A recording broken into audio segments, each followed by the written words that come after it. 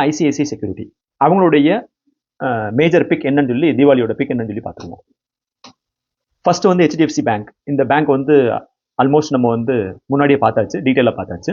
So 18% upside potential இருக்குது. Credit axis Gramin இதுவும் வந்து 15% வரைக்கும் போகிறதுக்கு வாய்ப்பு இருக்குது. ஏன்னா இது கிரெடிட் ஆக்சிஸ் கிராமின் மோஸ்ட்லி வந்து வில்லேஜ் ஏரியா, டயர் 2, டயர் 3 சிட்டிஸை வந்து ஃபோக்கஸ் பண்ணக்கூடிய என்பிஎஃப்சி. இதுவும் வந்து நல்ல ஒரு அருமையான கம்பெனி. 15% போகிறதுக்கு வாய்ப்பு இருக்குது.